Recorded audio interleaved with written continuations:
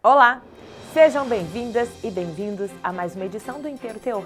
O assunto principal de hoje é o seguro prestamista. Você sabe o que é isso? O TRF da Primeira Região determina a cobertura total de seguro em financiamento imobiliário de aposentado por invalidez. A advogada Aline Andrade esclarece pontos importantes do seguro prestamista e um giro por decisões da Justiça Federal da Primeira Região sobre concursos públicos. Acompanhe a partir de agora.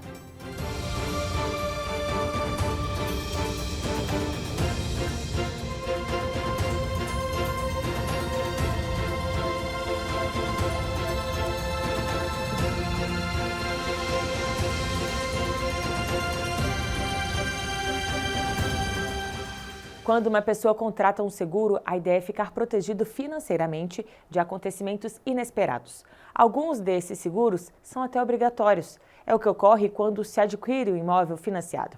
Para evitar a inadimplência em caso de invalidez, por exemplo, o comprador paga o seguro junto com as prestações. Mas nem sempre é tranquilo acionar a cobertura. É quando a justiça é chamada para resolver a situação. Confira um caso assim na nossa primeira reportagem.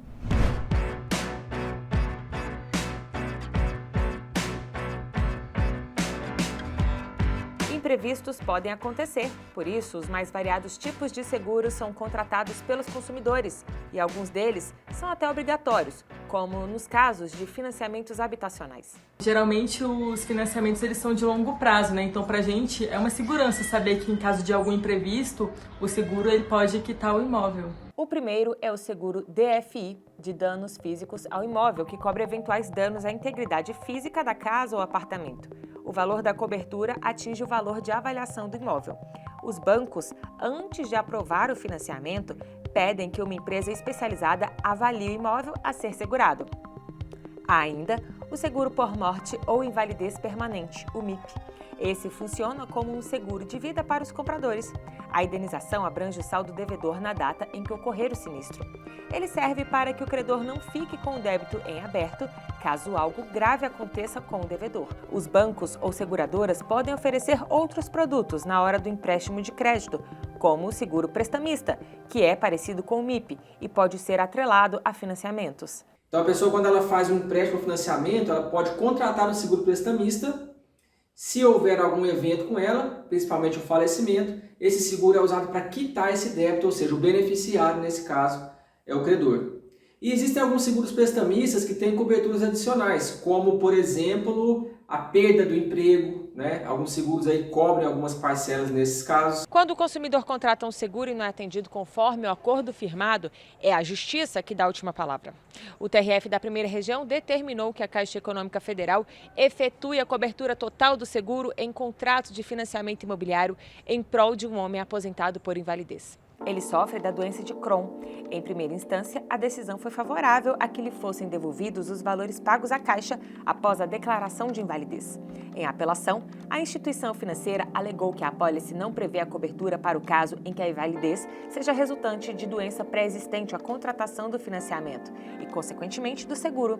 Esse advogado, especializado em direito previdenciário e do trabalho, explica o entendimento da lei em relação a esse benefício. A quinta turma entendeu que mesmo tendo sido acometido de moléstia anterior à assinatura da apólice, esse consumidor tinha direito, uma vez que ele pagou por esse seguro, e a cobertura total deveria ser feita, então, quitando o seu contrato de empréstimo imobiliário a partir do momento da definição da sua incapacidade para o trabalho total. O desembargador federal Souza Prudente também destacou que os autos provaram que, muito embora o requerente já tivesse a doença de Crohn desde antes da assinatura do contrato, na época da contratação, a enfermidade não se caracterizava como doença incapacitante para o trabalho. Para o tribunal, ficou definido que, havendo cobrança do prêmio do seguro embutido na prestação do financiamento, não pode a ré recusar a cobertura do sinistro, sob pena de se configurar enriquecimento ilícito em detrimento do contratante. O consumidor deve tomar cuidado também com os valores que muitas vezes são embutidos nas parcelas de financiamentos e passam despercebidos. Quero deixar um alerta, então, para os consumidores de forma geral, que forem adquirir qualquer tipo de empréstimo consignado ou imobiliário, qualquer outro tipo de operação bancária, para verificar se o seu empréstimo tem ou não esse seguro prestamista. Caso você descubra que você é proprietário de um seguro prestamista que não sabia, você pode pedir, inclusive, o cancelamento e a devolução desse seguro.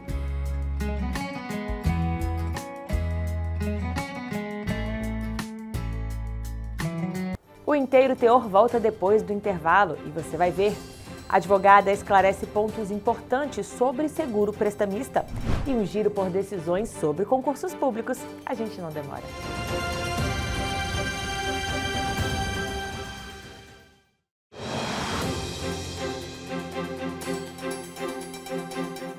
E para dar mais detalhes sobre o seguro prestamista, a advogada Aline Andrade está no Inteiro Teor Entrevista. Além da formação em Direito pelo Centro Universitário de Ciências Sociais Aplicadas, ela é pós-graduanda em Advocacia Civil pela Escola Brasileira de Direito e atua junto ao escritório MBT Advogados Associados.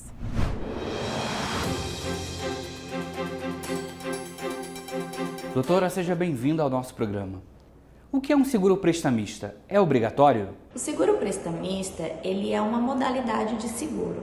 E como todo seguro, ele visa cobrir de forma total ou parcial o valor financiado por você numa operação bancária.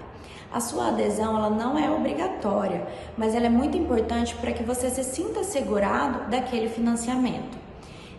Podemos imaginar que numa cédula de crédito bancário de empréstimo, no dia dessa contratação, eu também aderi ao seguro prestamista, com cobertura de morte por acidente ou natural. Então, se eu vier a óbito durante a vigência desse meu contrato, o meu beneficiário ele pode acionar a seguradora para que ela possa cobrir o valor desse financiamento.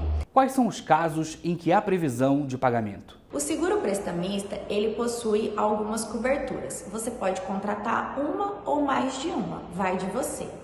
Temos as opções de morte por acidente ou natural, a incapacidade para o trabalho de forma permanente ou temporária. E essas duas contratações são as mais comuns, mas não temos só elas. Também temos os casos de demissão involuntária, em que é quando você é demitido sem justa causa do seu trabalho, mas desde que você seja regido pelas regras da CLT. Também temos os casos de perda de renda. Essa é mais direcionada aos profissionais liberais e aos autônomos que não são regidos pela CLT. Então, você pode contratar uma ou todas essas coberturas. Que problemas são mais corriqueiros quando o consumidor precisa acionar o seguro? Um dos problemas mais corriqueiros é quando você vai acionar a seguradora. Essa parte, por ela ser um pouco mais morosa e burocrática, acaba gerando um pouco de dificuldade para o beneficiário, porque você precisa entregar diversos documentos para demonstrar o que aconteceu com aquele segurado, qual foi o sinistro, o motivo desse sinistro. Após toda a entrega desses documentos, a seguradora irá analisá-los para que ela possa emitir um parecer, dizendo se você tem ou não tem direito à cobertura pelo seguro prestamista. Outro problema que eu posso citar é quando você contrata uma apólice de seguro. Há uma diferença entre o que você contratou e o que você acha que você contratou. É necessário prestar bastante atenção nas cláusulas, nas exceções dessas cláusulas, nos tipos de cobertura, no valor contratado, porque tudo isso vai impactar na hora de você receber o seguro prestamista. Como avalia a decisão do TRF1 que mostramos na reportagem? A decisão proferida pelo Tribunal Regional Federal da Primeira Região, ela é polêmica e ela causa muito impacto no mundo jurídico.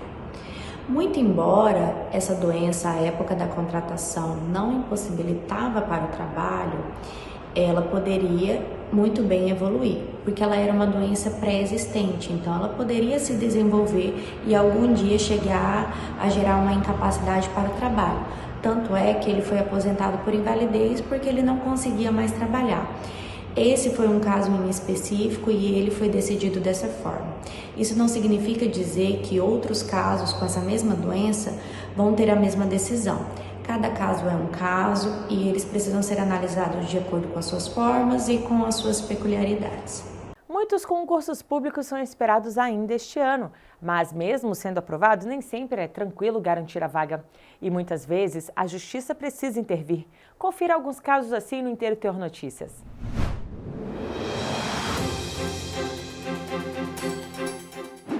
Olá! Uma candidata classificada em segundo lugar para o cargo de professor assistente na Universidade de Brasília entrou na Justiça pedindo a desclassificação do candidato aprovado em primeiro lugar. Ela alegou parcialidade da banca examinadora por suposta amizade entre o candidato e o presidente da banca. Na ação, a apelante sustentou que teria havido favorecimento ao primeiro colocado com a prorrogação indevida do prazo para tomar posse, a fim de concluir o doutorado, o título sem qual não preencheria os requisitos para o cargo. O caso foi parar na 5ª turma do TRF da Primeira Região, que negou o pedido da candidata. O relator do processo, o desembargador federal Souza Prudente, entendeu que a relação profissional entre candidatos e integrantes da banca examinadora não conduz à conclusão de parcialidade no resultado, ainda mais quando se trata de profissionais reconhecidos na respectiva área de conhecimento. Sobre a prorrogação do prazo para a posse, o desembargador ressaltou que o benefício está previsto na lei e, por se tratar de um adiamento por motivo de estudos complementares, atende plenamente ao interesse público. A 6ª turma do TRF1 manteve a decisão que garantiu o direito de permanecer no processo seletivo a um candidato ao cargo de sargento técnico temporário do Exército Brasileiro. Ele foi desligado do concurso por ter sido diagnosticado com dislipidemia, que é a elevação nas taxas de gordura, como colesterol e triglicerídeos no sangue. Para embasar seu pedido, o autor apresentou o parecer cardiológico, atestando que sua condição não é incompatível com o desempenho das atividades militares e que não configura a condição incapacitante. Além disso, realizou novo exame com baixa nas taxas. Ao analisar o caso, o relator desembargador federal, João Batista Moreira, entendeu que a situação de saúde que motivou a suposta incapacidade não impede o autor de exercer as atividades do cargo e que, por isso, a eliminação é indevida. Uma candidata com surdez unilateral, nomeada e empossada em vaga para pessoa com deficiência em concurso público para o Conselho Nacional de Justiça, deve permanecer no cargo, mesmo que o entendimento jurisprudencial tenha se alterado depois de sua posse. A decisão é da 6ª turma do TRF da Primeira Região. A União e a Fundação Universidade de Brasília chegaram a alegar que a deficiência da candidata não se enquadra nos requisitos da legislação que elenca os tipos de deficiência, uma vez que o Superior Tribunal de Justiça mudou o entendimento, excluindo o portador de perda auditiva unilateral do rol de quem tem direito a concorrer a vaga destinadas a pessoas com deficiência.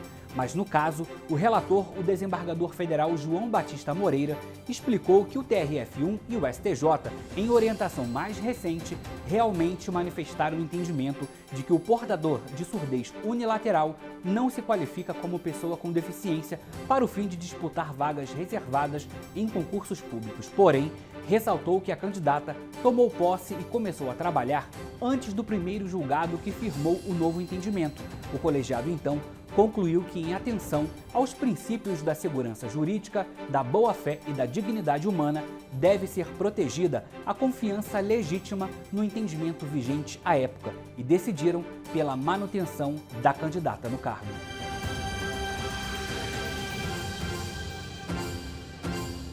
Você assistiu ao Inteiro Teor, um programa feito para você ficar sabendo de tudo que acontece na Justiça Federal da Primeira Região. A gente volta na semana que vem aqui na TV Justiça, mas até lá, acompanhe outras notícias no portal trf1.jus.br e nas nossas redes sociais. Até lá, tchau!